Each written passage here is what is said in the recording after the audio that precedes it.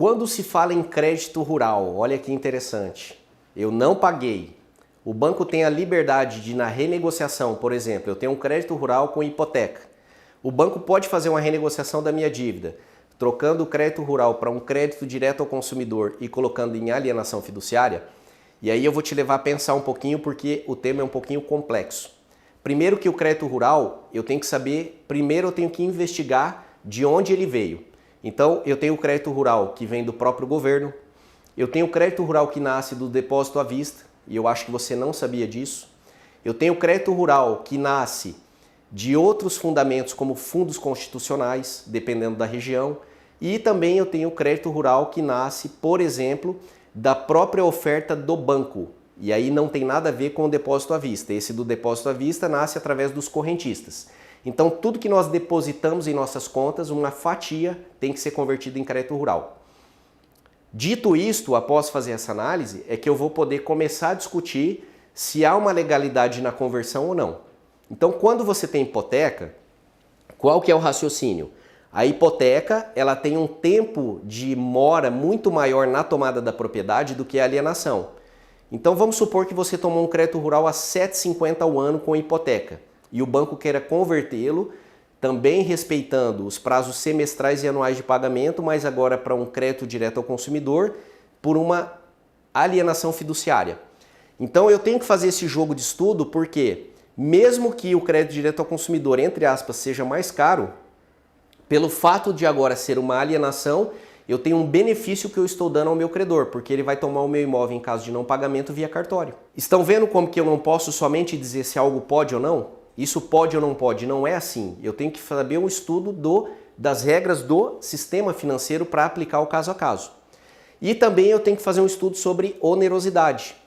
Qual era o custo que eu pagava por um crédito rural e qual é o aumento que está tendo agora? Exemplo. Vou arredondar para a gente ter aqui números inteiros. Eu pagava 8% no crédito rural e o banco agora quer um crédito ao consumidor a 16%. Eu não estou aumentando 8 pontos.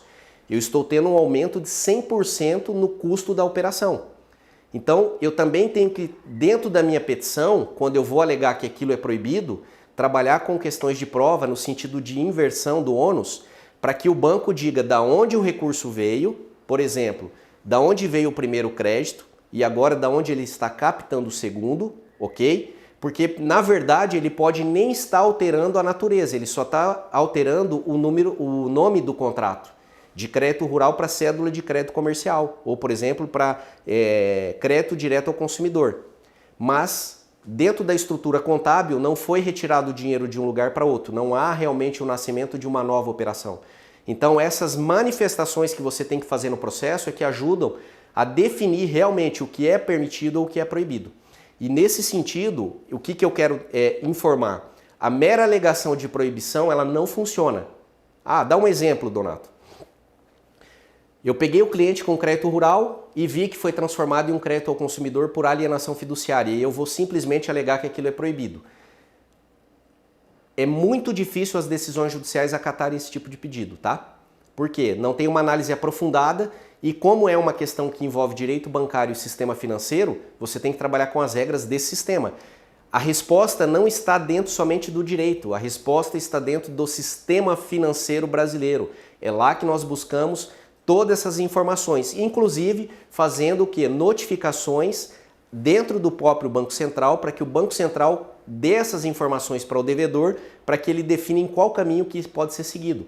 E se você não faz isso, com certeza você vai ter muito problema para resolver essa questão de forma judicial. Então, para finalizar, é importante compreender todas essas questões e sim, assim, Donato, mas é possível conseguir reverter? É possível, desde que esse estudo seja feito e elaborado dentro do sistema financeiro, trazendo de lá as informações para municiar a ação judicial que você pretende.